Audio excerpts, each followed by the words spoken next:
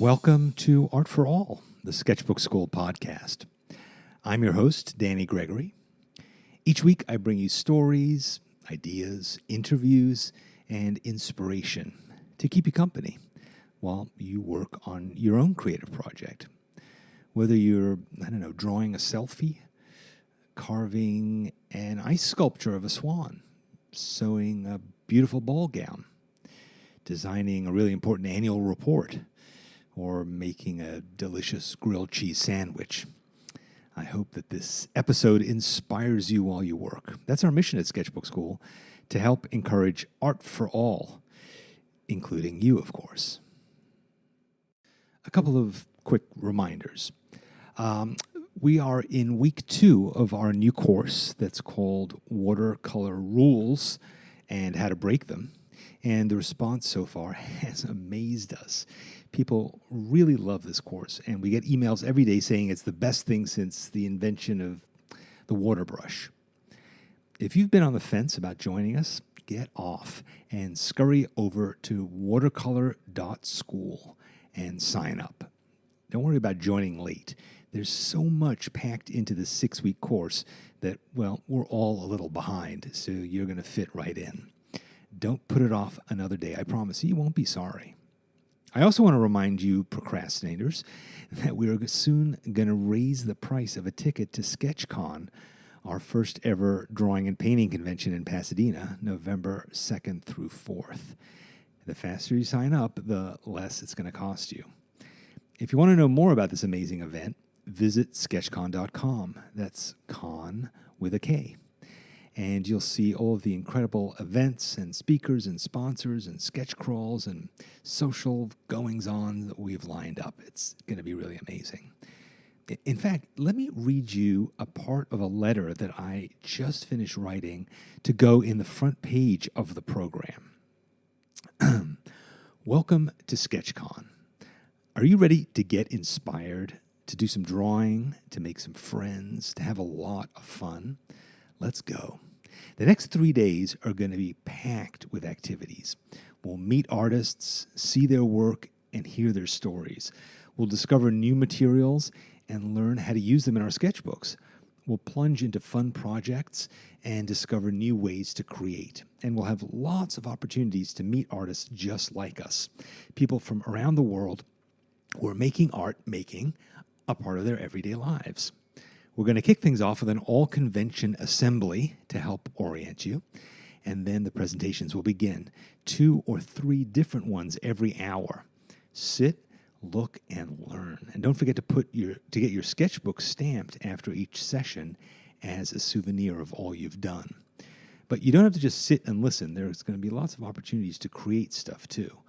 Join a sketch crawl. Those are short walking tours of the neighborhood where we'll stop and draw street scenes with one or more presenters. There are creation stations, which are hands-on collaborations where we get to try out new techniques and materials and projects. And at lunchtime, you hit the food trucks and draw your lunch with Sally Swindell. And don't miss out on the panel discussions where artists share different perspectives to inspire our own creative journeys. And on Saturday night, we're going to get together for a giant Day of the Dead celebration, complete with snacks and drinks and some pretty exciting surprise guests. Bring your sketchbook and let's party. Now, this convention is for you, so make the most of it. Feel confident and safe among friends. No one is going to judge your work or your questions. And the more you share and explore, the more you're going to get out of this experience. This weekend is going to be amazing, and you'll head home energized with a sketchbook full of ideas and memories and loads of inspiration for all the art that you have yet to make. Okay, I hope you'll get to read the rest of this program and this letter when you come to Pasadena in just a few weeks, November 2nd through 4th. Details at sketchcon.com. Okay, on to this week's episode. So speaking of SketchCon, I want to share a chat that I just had with the fantastic Jill Badonsky. Jill is the author of a bunch of really great books on creativity and journaling. She's also a multimedia artist and a creativity coach, and she helps people to break free from all those horrible creative blocks through her writing, her coaching, and her teaching. And she also teaches yoga, and she has a background in mental health, in occupational therapy, marketing, and consulting. I just think Jill is brilliant. She's brilliantly wise and brilliantly funny. I first met her through these daily questions that she posts on social media. You should follow her for a daily thought-provoking laugh. I called her up in her home in California to ask her some advice about creative blocks, my own included, and to discuss her upcoming keynote address at SketchCon. The conversation took off from there. Jill, I'm interested to talk to you because I feel like you are an expert on the sort of psychology of creativity as much as a lot of other things. And I think that that's something that we all need help with. I mean, one of the things we encountered at Sketchbook School when we first launched our first course was, I remember somebody placed a comment that they said, "This seems like self-help. I thought it was a drawing class." And I thought, okay, well, to me, learning to draw and to create is a sort of a psychological journey as much as it's a technical journey, that it's not just about learning about, perspectives and how to sharpen a pencil. It's also about kind of dealing with stuff inside of you that has gotten in the way of you learning to draw before. And I just wonder what you think about that. Do you think that that's a fact? It is a fact. I think when we engage in the creative process, we are up against all of our demons. The fears that we have come to surface. It's an incredible journey of self-growth, because we not only get the drawing or the book or the music, we become different people. We create ourselves as different people, because this mysterious area of being creative draws upon all of these inner insecurities we have. Is this going to be good enough? Can I do this as good as it looks on the sketchbook examples? What if it's not? What if I'm wasting all of my time and it goes nowhere? What if I can never do this? I can't do this as quick as I want to do this. And my background is actually in psychology. I worked in psychiatry for 17 years in the creative aspect of it. And what we found was how you approach a drawing. I used a lot of projective drawings to help the psychiatrist understand the patients. How you approach that and deal with it is how you deal with an awful lot of things in your life. So even without knowing it, when you approach drawing and you get through all of the blocks, all of the fears, you are strengthening yourself for other areas of your life. So it has all sorts of fringe benefits, I call them, being in the creative process that goes beyond just learning to draw and learning to capture a scene. And that's what I deal with. Is I think we all have the ability to not only be creative, but to draw. And it's a matter of tolerating all of the things that go into that and getting out of the way of these thoughts that we have that stop us. Do you think you encounter the similar kinds of resistance with other sorts of creative endeavors like writing or music? Do you think it functions the same way, or do you think that visual arts have some other element to them? I think, to me, what I've discovered with all the clients I'm working is there's very similar fears for each of these things. The drawing aspect is interesting because it's a tangible evidence, as is writing and anything else, of what we're doing, and it can be immediately frustrating. And I think one of the biggest blocks is unrealistic expectations. People thinking that you're born with this talent of being able to draw, rather than if you practice, it's just the mathematical equation. When you practice, you become better. So people quit really quickly when they're drawing. How many times have the people listening to this heard, I can't even draw a stick figure. I can't draw. And mostly what happens is those people try to draw for the first time and it just doesn't come out the way they like it. A lot of perfectionists in that group. And a lot of people want to draw like other people who have been drawing for years, and just the unreality of that and the common sense of you just maybe need a little instruction. And also, I think people need to honor that we all project our personality into our drawings. If you've ever been to one of those paint and drink parties, which I've gone to, everybody's painting the same thing. In fact, the instructor is showing step by step, okay, let's put this street light in, and this is how you do it. Yet all 30 of those paintings come out differently because people are projecting their personality into it. And so accepting and exploring which is yours, what is your personality that comes out into this, and not putting it down if it doesn't look like somebody else's you want it to look like. I thought it was a function of how much they drink, but perhaps yeah, that too. That helps.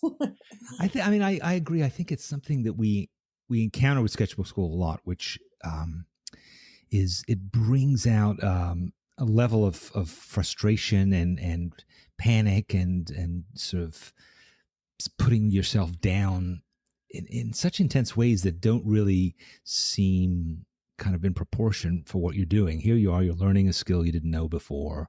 And it's not about beating yourself up. And yet that kind of thing comes out a lot. I mean, I think if you compare it to other things that we learn, like say you went and took a cooking class, I don't think you'd reach that same sort of level of like, trying to beat yourself up if your souffle fell, and I think that's in part because it's something that we used to do. So we do have a bit of a background in drawing, but I think it's also because we have this vision of what it should be like that we hold so high, and we set this bar for ourselves when we first go into it that is really comparing ourselves to people who have been doing this for a long time, right? People who've already put in the work, who create something, that we admire. And then we say, well, I want to be able to draw like that person.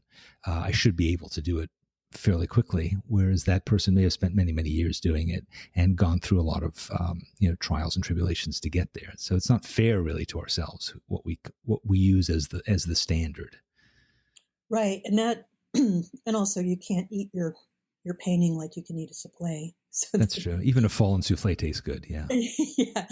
And it's also, for me, I'm like that too. I have a lot of these neuroses, so it makes me even more qualified to talk about them. But I will draw something and think, oh, that didn't come out good. And I'll put it away. I will forget the expectations I've had for it. I'll bring it back out again. I go, oh, this isn't as bad as I thought it was. And it's because I'm not in the moment of this is the way it, or I forget that I made a little mistake and I look at it and I don't even see the mistake. So I think unrealistic expectations are rampant. They're out there right now. Just a little story that was just a major shift for me. I used to paint prolifically with this man I was dating at the time, and he loved his paintings, and I didn't like his paintings at all. But he would frame them with glass and black electrical tape, which just horrified me, and hang them in cafes. And I didn't like his or hardly any of mine, but I would save them so I could tear them up and use them as collages or paint on the other side.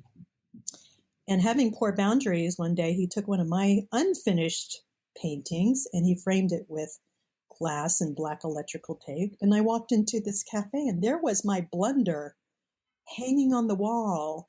And I was horrified and kind of yelled at him, and then went back the next day to retrieve it, and somebody had bought it for $300.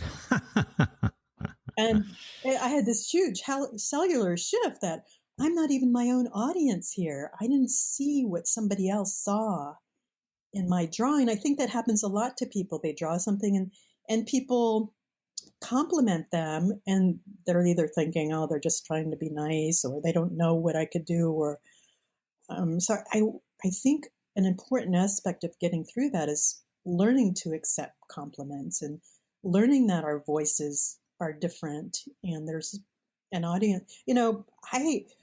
I draw these little childlike drawings. I come from a mother who is architecturally perfect with her paintings and really never thought mine were good until an editor wanted to publish my book, mainly because of my drawings.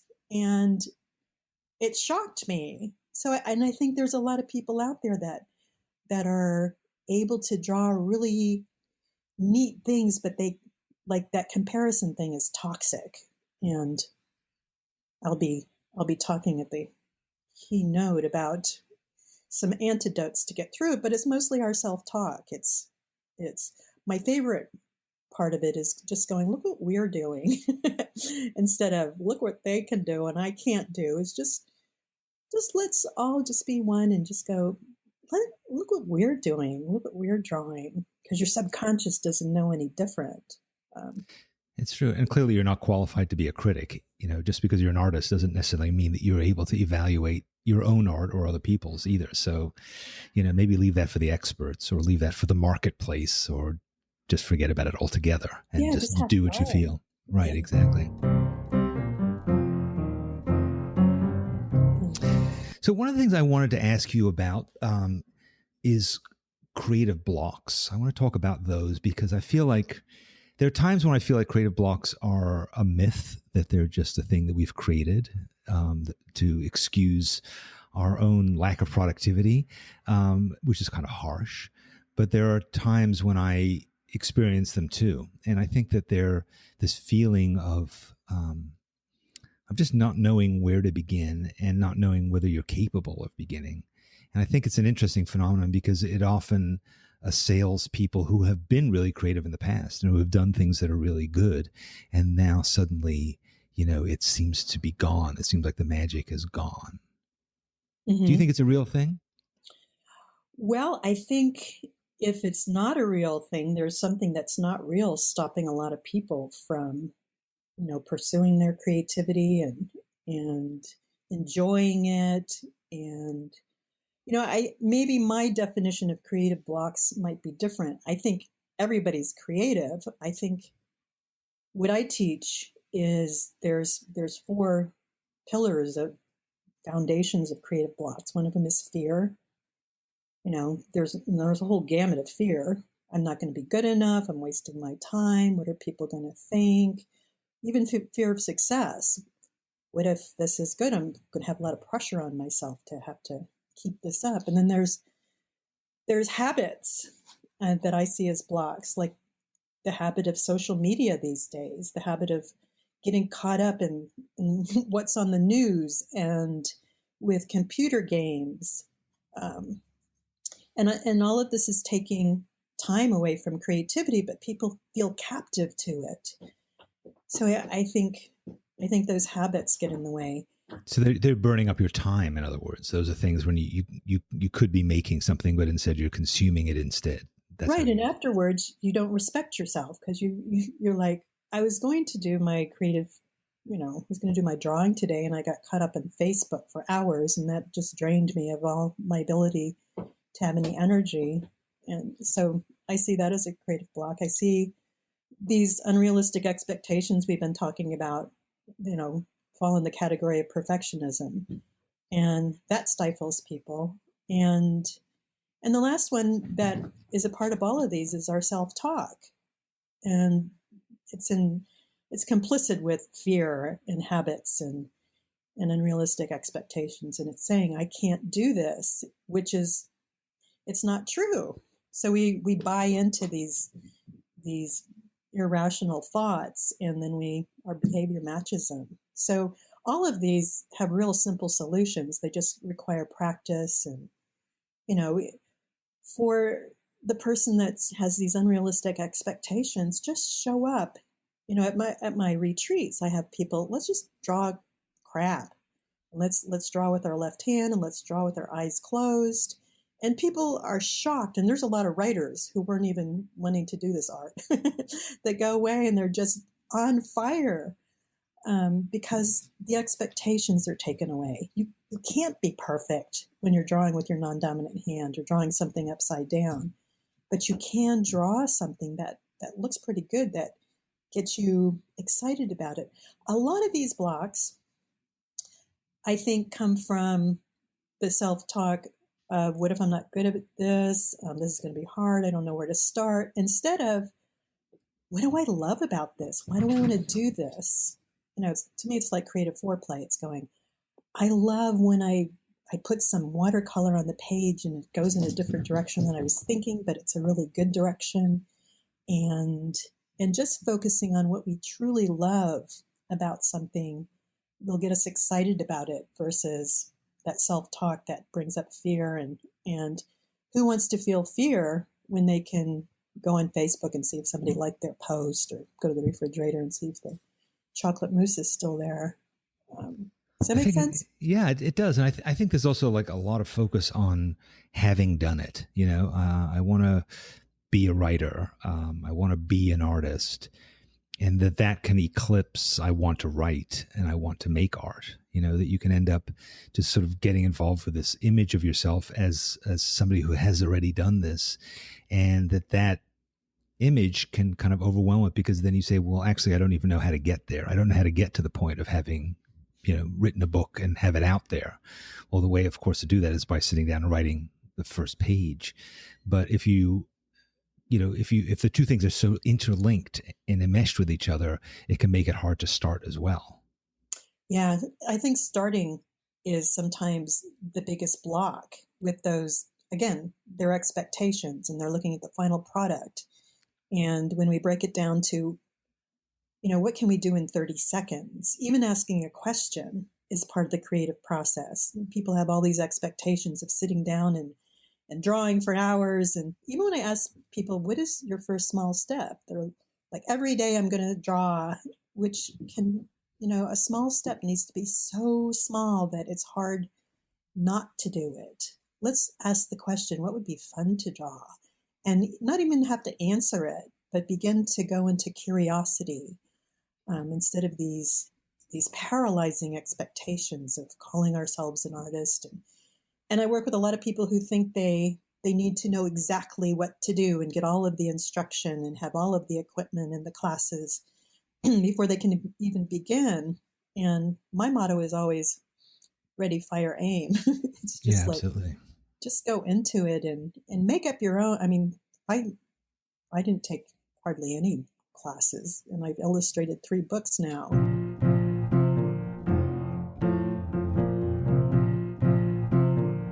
I'm curious, what blocks have you encountered? I've encountered many, many, many blocks. I mean, I didn't really start drawing until I was in my late 30s, in part because I couldn't really see the utility of it anymore. I didn't really want to put the time into it. Wasn't sure that I would be any good at it. There was a point where I had, in my teen years, I'd done some paintings, and I had these like big canvases that I would carry around with me when I moved to the first couple of apartments I had. And I would always think about those paintings, and I think, well, I don't need any more paintings like that. So what's the point? So it was kind of like my focus was on this sort of end result. But I think it was really more that I didn't think that I had the discipline, and I also didn't want to disappoint myself. I think when you have a bit of creative ability and a bit of so-called talent, and maybe you were an artistic person in high school and then many years pass, you're almost afraid to go back and investigate that, because it's sort of part of your self-identity. I'm a creative person, but you may not actually have taken the step to try it out again, and to challenge yourself to see, well, am I actually that thing that I've sort of been carrying around in the back of my mind, or am I actually I'm afraid that I'm a failed artist. So that's part of my self-definition. Oh, well, I tried this, I failed at it. And that's kind of been carved into who you are. Mm-hmm. And so there's a certain fear of saying, well, maybe I need to just find out if that's actually the case with me. And I think that was part of what I struggled with.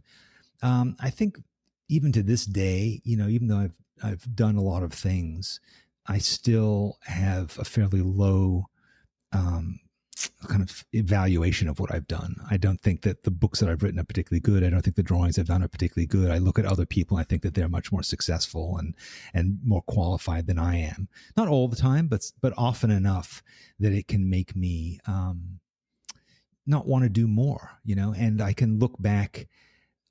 Every so often I'll take one of the books that I wrote years ago and I'll read it and I'll be shocked at how good it is, or I'll say, wow, if somebody else had written that, I would think this was really good. Why have I always thought this wasn't really that good?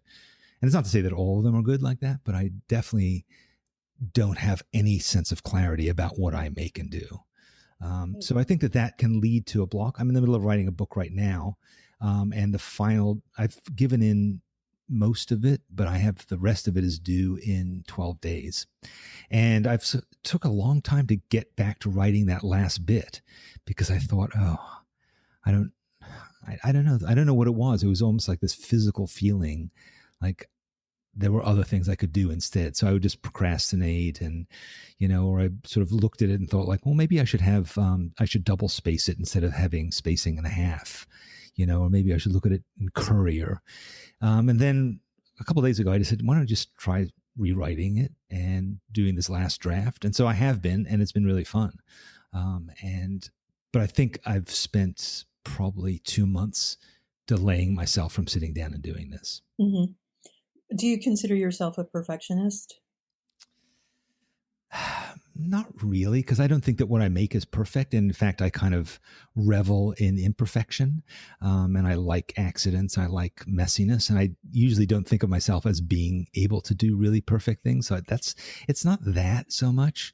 I think, it's possible to niggle and noodle things a fair amount. And I kind of enjoy that process, like make it bigger, make it smaller, move it left, move it right. But it's not really necessarily in aid of perfectionism. I think it's just another form of procrastinating, or maybe of just creating. I mean, maybe it's just another way of playing. I think people listening to this who know your books and know your work, their jaws have probably dropped that you don't find your work as good as you might like sometimes. And I had the exact same experience with my first book. In fact, I couldn't look at it for a year after I wrote it because it had been rejected by so many agents and publishers, and then finally it went on. It was bid for by 5 of the publishing companies in New York. Bantam and Penguin and all of those. And I still couldn't look at it. And finally, when it was published, I looked at it and I was like the same way. It's like, who wrote this? Mm-hmm. This is really good. And I think, and I deal with perfectionists who are unable to see the beauty of what they've done. And to me, it's one of the biggest crimes of perfectionism is not to enjoy and to go, dang, this is good. We don't have to say it out loud, but to ourselves, because that's so important for our continued perseverance. Like you said, it was hard to get back to that last part because of these expectations. But with you and with so many successful creative people, those things may happen, but you persist. And perseverance and staying in it for whatever reason is one of the biggest keys to its success in all of this. And I think the other thing you said that's really important that I use as well is this is now fun. And we take the fun out of it by going, okay, this has to be this way. And I'm like a font fanatic. It's like, which font is going to look better? And I can spend hours on fonts and just going, how can I make this fun? Even just asking the question and look, this is fun, and giving ourselves credit for what we do and just asking ourselves if we can crack the door open a little bit to this is close enough. I mean, that's one of the mantras I teach these perfectionists who this is never good enough. It's like, this is close enough. And I use it a lot too, for talks and writing, and I'm just like, I don't know if this is good enough. And then that muse voice, the voices of the muses, I feel like for our creativity just goes, it's close enough, let it go. think it's also going back to what you were saying before about your own judgment of your work. When you're in the middle of working on something, you're not really that good of a judge of it, So I think it's better to just keep making and keep moving on, and then give it some time and come back, or get some help from an editor or, a collaborator to look back at what you've done and help you polish it then. But I think this urge that we have to keep, revising as we go is not necessarily making it better. It can actually make it worse and more constipated. Yeah. And, Yeah. and Yeah. Picasso said it's that first line that has most of the energy. You can't redo it and have that energy that you have when you first make it. But curious again, you had this block in your 30s. How did you get through it? How did you start? What did you say to yourself? Or it's tied into something that happened in my life, which was that my wife had this accident that sort of overnight changed our lives, and I was searching for meaning, and I was searching for meaning in writing because I was a writer. So I was writing and writing and writing, stream of consciousness stuff, and I was reading a lot of things, and none of it was really helping me. So for me, drawing was something that suddenly came to me, this idea of like, why don't you just do some drawing and just see what that's like? Not in order to gain insight, but just as a break, I think. And suddenly things clicked when I did that. So it wasn't really intentional.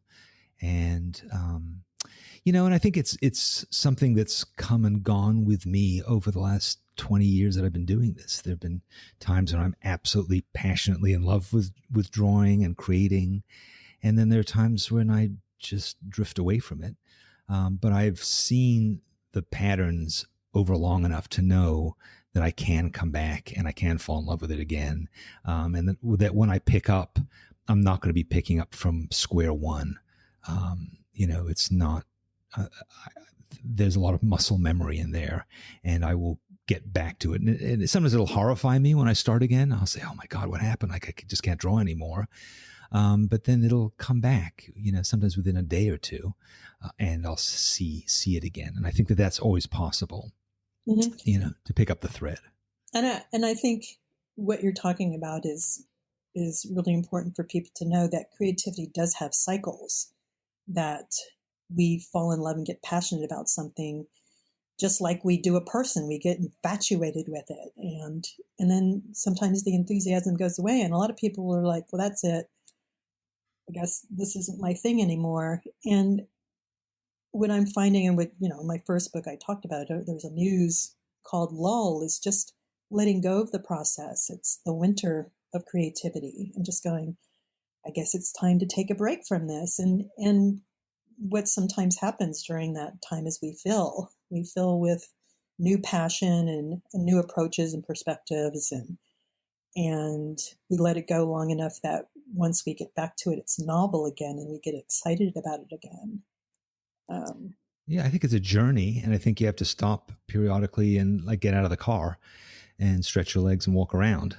It's not just about, an A to B thing. And I think there's also the equivalent of eating too much candy, where you just get sick of it, and you need to take a break. So mm-hmm. I think it's also possible that each leg of the journey is about learning a particular lesson, and that gets a point where you've learned that lesson and you're kind of bored with it. You're plateauing, you're not advancing. And so, you can mistake that for a judgment on all of your creativity. Or you can just say, you know what, I now know how to do this thing. Maybe I need to sort of step back from it, internalize it a bit, and then figure out a new challenge, some new sort of thing to learn, to pick up, and get excited about that. That's I think the way I work.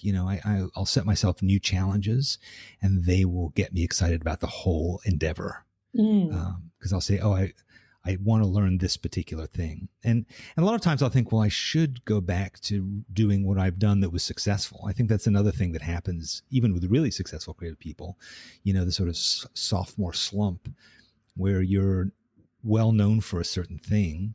And then you just kind of don't want to do that thing anymore, but you're afraid that your success is tied up with you having done that. So if you stop doing it, are you no longer going to be loved? Hmm. People get attached to their efficiency, to their competence, and it's hard sometimes for them to start over in something new because they tie their value and their happiness up into this competence. So going into something and being a beginner and being incompetent at it is sometimes hard. But I've worked with those people before, and you can hear it in their voice. It's like, I am not getting to this thing, and I really should be. And then I ask, but do you want to? And they stop for a moment and go, no, I don't. I don't want to get to this anymore. And it can be really liberating and scary. But all of it like you said, it's this growing journey where, okay, I'm going to start something new. And it happens. So many people, Elizabeth Gilbert, who wrote Eat, Pray, Love, went into a block because, can I ever write anything as good as this? And that happens to a lot of people. I'm really good at this, and I've gotten success even in the same realm. Can I do this again? And it stops people. J.K. Rowling was the same way. She had a big block before she got one of her books done, and I think it goes back to just lowering expectations, but also, like you said, seeing what else there is out there and not being afraid to try it. And I think people underestimate the use of just asking questions, just going, what else would be cool? What else would be exciting for me to start? Not even having to answer that question, because the subconscious, the little committee down there of people with charts and graphs will just start looking for something, and all of a sudden we'll have this aha experience. This is when I want to start. But it takes courage. It takes courage to start over again. And the cool part of that is when you have that courage, or when you muster it up to try something new that you're not as good at as something else, that courage applies to other areas of our life. We're not just building a courage muscle for doing, this new kind of perspective drawing or whatever. We're building courage for going up and talking to people, to starting a class, to going to a retreat when you're an introvert, all of those kinds of things. I think, yeah, I mean, I see that in my own life. I see how much I was set in my ways, how I thought that I had figured out all this stuff in my life, how to live, how to earn a living, how to relate to other people, how to see myself. And bit by bit, I've completely dismantled and rebuilt all of those things. Not really intentionally, but just because I suddenly had the courage to do it. Then I realized that being in a place of security can also be stifling, and you can stagnate in a place of security. Whereas if you try out some things, particularly if you try out things that at first are safe to try out, so I think if you say to yourself, I'm going to go and take a risk and learn something that isn't central, it's just a thing that I'm not supposed to be good at. So I can afford to, to look foolish.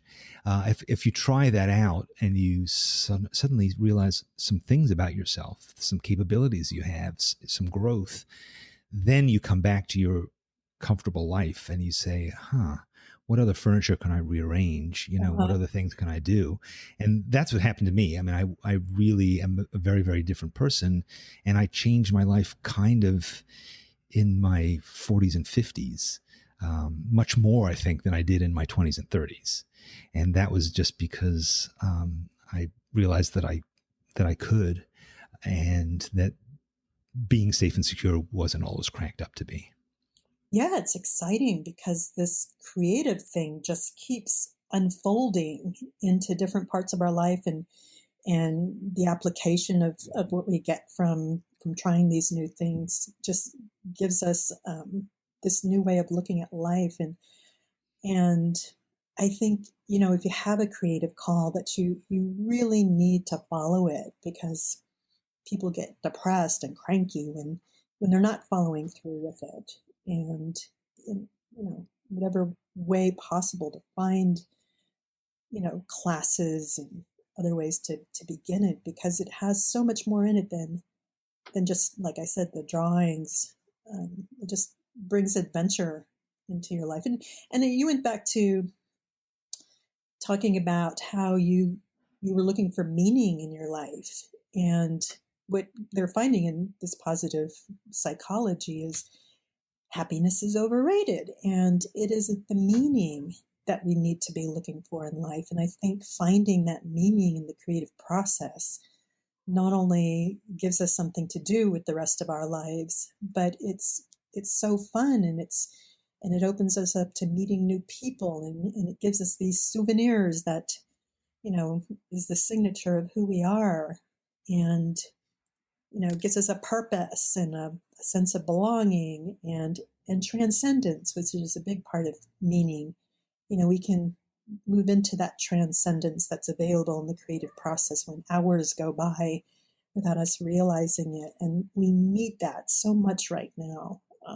I think that's a really interesting point, because I think a lot of people come to Sketchbook School wanting to learn to draw. As they say, I'd like to be able to draw a bowl of fruit, or I'd like to be able to draw, and communicate an idea that I have. And I think fairly quickly they start to realize that it's a lot more than that, that it's about, as you say, it's about transforming your life and your perspective. We try to say, we don't just teach you to draw, but we teach you to love to draw. But what we also, when you love to draw things, it starts to change how you see who you are. Your self-identity. You've now become this kind of a person. It changes how you occupy your free time. It can also change you in the sense that it can suddenly start making you want to find more free time, or to say, I want to go on a trip to Florence because I would love to be able to draw the buildings there. And, that's a whole reason for doing something that had never occurred to you before. And then you start to meet other people who share this with you, and then you find new things in common, and you take inspiration from the way that they live their lives, and just this step by step thing happens. It's like a religious conversion of a kind, where you went there for one thing, and then slowly you start to realize that it in fact is a worldview. It's something that will affect every aspect of who you are in a positive way, and in a way that some part of you way at the back always was hoping you'd get to. But there's so many things arrayed against it, so many quote unquote practical things, so many social things that say living a creative life is risky, is self-indulgent, and is threatening to a lot of people. So there's a lot of forces against it. But one of the things I think is interesting is when people talk about the power of a workshop or of a class or of a group or a community in changing things. And you're going to be speaking at SketchCon, which is this first ever gathering that we've had of all the people who have been taking classes at Sketchbook School for the last 5 years. And they're all going to be coming together in person for the first time to be together. And you're going to be talking to us about how to get the most out of that experience. But from your what you've done and been a part of, how does getting together with other people kind of fundamentally change things? I think it exalts the experience. For one thing, I think a lot of people come from those circles where creativity is considered indulgent. And it's so important to find your tribe, to be amongst people who are doing it. And there's the people who are coming to SketchCon are attracted to Sketch School for a reason. And so they have that in common. And so finding these people that you have something in common with, there's just so many aspects of it that are healthy for your creativity. And part of the keynote is making sure that you don't go into comparison and don't put pressure on yourself, but to get the most out of it by just taking in the inspiration. And a lot of it's not even happening in a conscious way. It's just, here I am with my tribe. And I mentioned earlier that a lot of artists are introverts. So there's going to be a lot of introverts coming together, and just people who may not be around people a lot, have chosen not to do that. And we're pack animals, and the electricity that happens when you're I get a lot of introverts at my retreats, and I just give them permission to be introverted. But it's funny that they will come out of their rooms more than they ever have to be with their tribe, to talk, to laugh, to share things that they haven't been able to share for a long time because they haven't been with the right group of people. I get that over and over. It's just so good to be with my tribe. And it's something they take away from it that lasts for a long time after the retreat or the event. Yeah, I remember when we first started the first Facebook group for Sketchbook Skool, and a lot of people wrote to me and said, "Can you make sure that this is a closed group? That because I'm afraid that if I share stuff, that people who know me, who are my Facebook friends, my family, my colleagues, my relative, my friends, that they will." I don't want them to know that I'm doing this. I don't want them to know that I'm drawing. They're going to mock me. They're going to judge me. It's going to be weird. It's going to be uncomfortable. I thought that's so interesting. So I felt bad about it, but I understood it. I felt bad that people feel like they have to do this in private. But then I also realized how important it is that they are trusting that part of themselves to essentially a group of strangers, right? They're saying, here are people who I don't know at all. With them, I'm willing to share my art. I'm willing to talk about this stuff. And that, I think, has been really a transformative thing for people, far more than taking classes has, is this is being part of this tribe, as you say, this group of people who allow me to be this thing that I really want to be. And the more that I do it, eventually I can, come out and start sharing it with other people and let them know this is how I see the world. This is how I see myself. And so I'm really looking forward to SketchCon because, I was one of those people too. I was trying to find people on the internet who kind of shared this with me. And through this process, I've found that this is going to be an opportunity for me also to be in a room with, 500 people who all draw in a sketchbook and think it's a really cool thing to do. And that's going to be an amazing experience, I think, for me as well as for everybody else. I think people find friends that they will keep in touch with for a very long time that will reinforce this. And I think your Facebook page is a start for people, like you said, and it's scary to post your work, especially in front of people who you think are going to judge you. But since it's sort of an accepted thing, it's scary to put something out on Facebook, and you've made it safe. And once people do and get that feedback, the same thing happened to me. It's like, I don't know if this is any good, but I got to the point where I don't care. It's like one of my favorite quotes is from George O'Keeffe. It's like, the praise and the criticism both go down the drain because I already decided for myself whether I like this or not. And I think that's a place that's hard to get to at first, but it's so liberating once you're there. To be able to go, I like this, so I'm going to share it, and I don't care if anybody else likes it.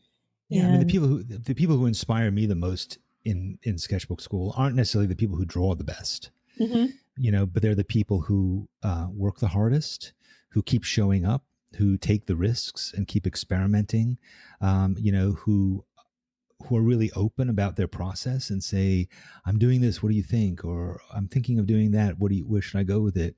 And really want to collaborate and want to be, part of it. So to watch them and watch what they're doing inspires me much more than the actual drawing that they did.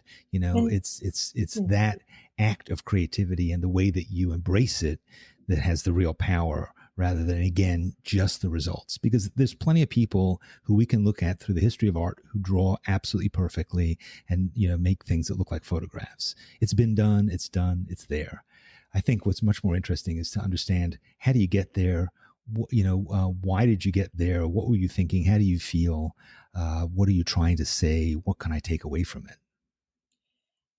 Right. And it's the people, studies have shown it is the people who focus more on their effort and the process versus the final product that stay the longest and enjoy it the most. If you're just always focused on this needs to look good and I'm not going to post it unless it does, then you're equating your worth with your final product. And the final product is fleeting. okay, what's your next final product? And the process is always there. I want to show up because I want to test this. I want to practice this skill. I want to develop the whole discipline of effort. And I agree. That's what I teach is let's look at the process. Let's decide how we want to show up. Instead of showing up with pressure and judgment, let's show up with curiosity and mischievousness. Let's look for discovery. Let's have a whole different reason why we're showing up than creating a perfect final product. And then you have this incredible process that people want to work on. They wake up in the morning and want to work on it versus, dread or I have to do this. So, it shouldn't be a job. Right. It's because I think if it's a job, then you're doing it for somebody else. Somebody else is going to pay you. Whereas if it's an extension of who you are, that's the most valuable. That's the most beautiful, probably too, is that you're doing it because you have to. You feel this need inside of you. That's the biggest motivator. Mm-hmm. And not only that, but I keep reading all these studies. That's why I keep quoting them. When you're doing something you're enjoying like this, the contentment that comes from it lasts long after it's over.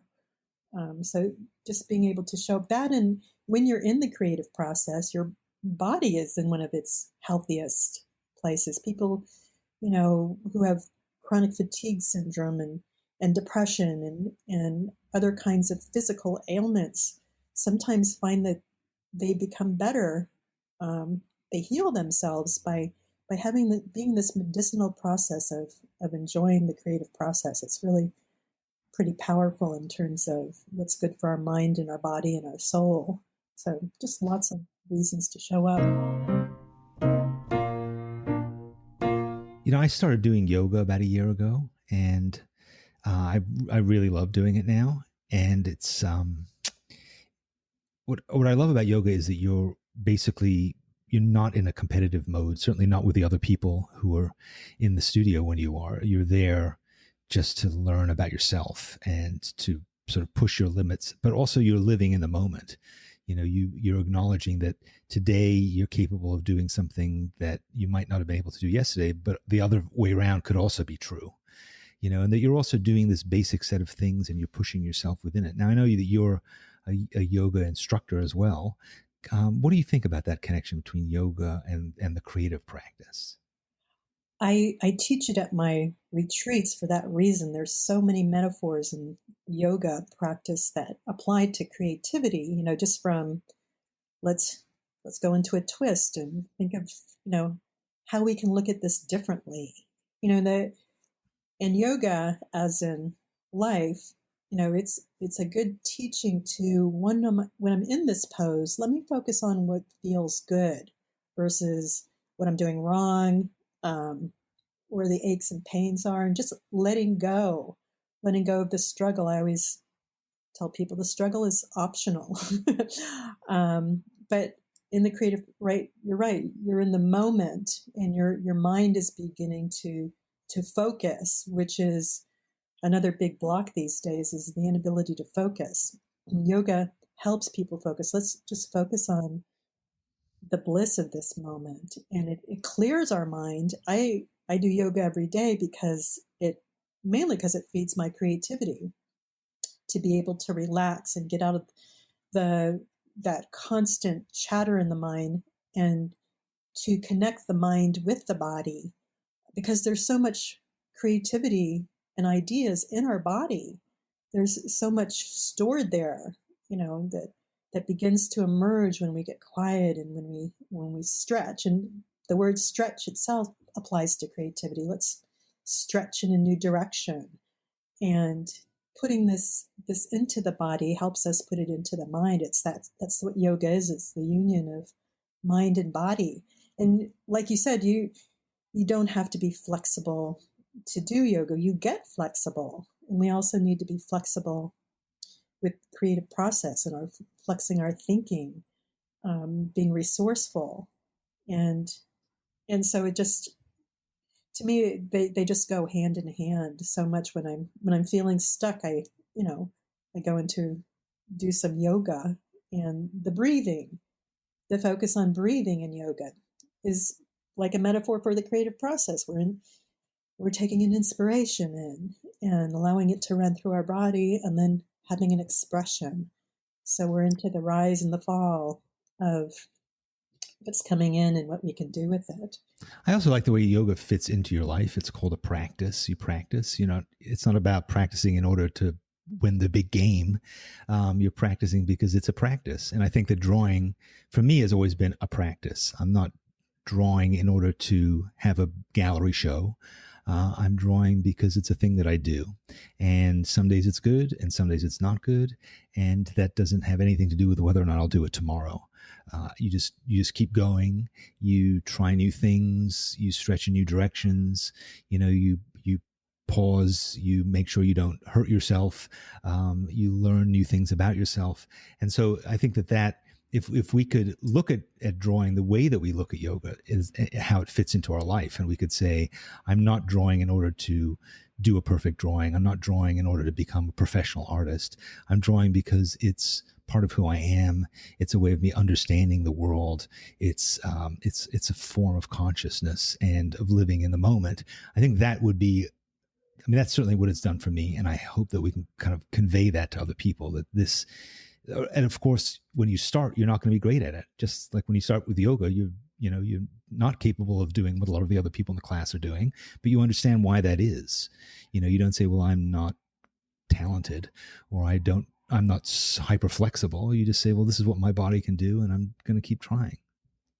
And I think the practice of drawing can be used for mindfulness too, just in the way you're talking about. Absolutely. I don't need to do this for the final product. I need to do this because it relaxes me and it brings me into the moment. It's, especially talk about the travel journals. I loved your podcast about the travel journals, because when you're traveling and you're just snapping a picture, you have a completely different relationship than sitting there for 20 minutes and really getting intimate with this thing that you're drawing, and it really brings the moment alive. It's the yoga of drawing for sure. Yeah, I did this practice of drawing my teacup every morning. So I would sit in the same sketchbook and draw my teacup for 10 minutes every morning, and I have lots and lots of drawings of a teacup. I'm not going to do anything with them. Nobody wants to buy them. There's no purpose in them. But it allowed me to see this moment and to see this same thing that I see every day, this same teacup, to see it in a different way. And also to look at the drawing that I had done of it and to see it as a mirror, a way of understanding, here's how I am today. That's one of the things that strikes me in yoga is when you think about your body at that moment and you say, where am I feeling tightness? Where am I feeling pain? Let me spend this moment understanding myself. And drawing can be the same thing. I love that reframe too, of, just making your meditation in the morning your teacup. And I'm sure it sets the rest of your day into a focus, into being present with it when you can do that. And it's that simple. Meditation doesn't have to be this complicated thing where you get all of the thoughts out of your brain, and it can be something as delightful as sketching your teacup.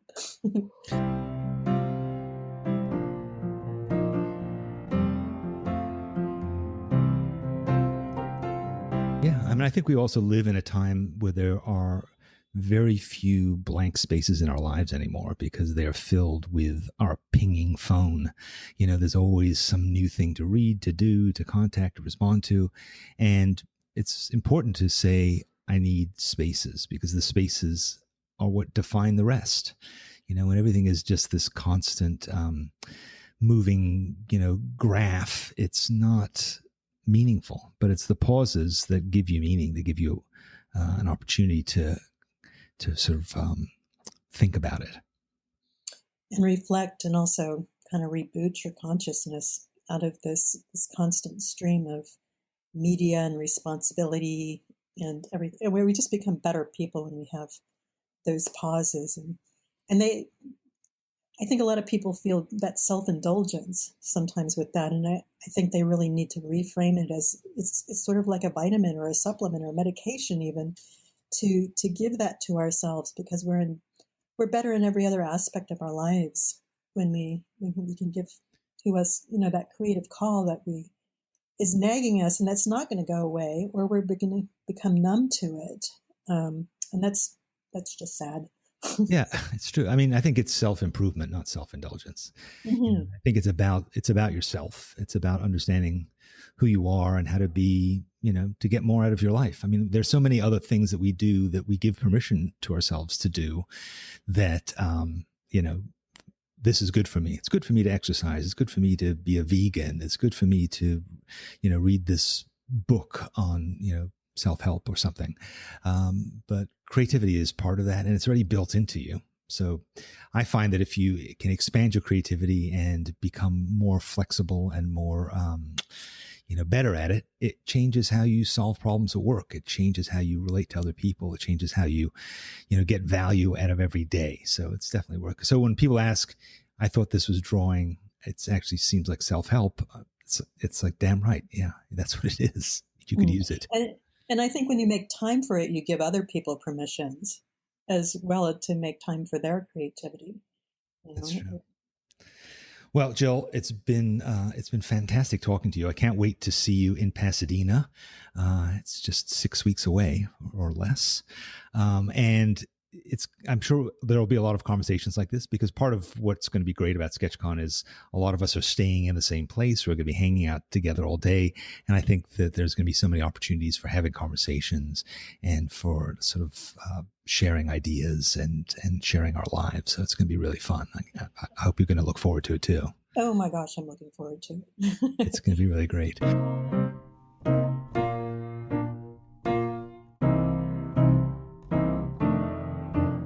Phew, are you still with me? Well, that was a long and wonderful conversation. I hope that you got as much out of it as I did. If you'd like to learn more from Jill Badonsky and all of the other artists who are going to be at the convention, get over to sketchcon.com and sign up before ticket prices go up.